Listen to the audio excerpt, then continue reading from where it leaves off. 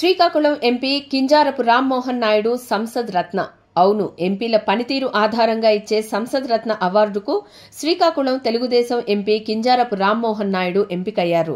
Parliament సభ్యునిగా ఆయన కనబర్చిన ప్రతిభకు ఈ పురస్కారం దక్కింది. అంతేకాదు, అతి పిన్న వయస్సులో ఈ పురస్కారం దక్కించుకున్న తొలి ఎంపీగా రామ్మోహన్ నాయుడు రికార్డు సృష్టించారు.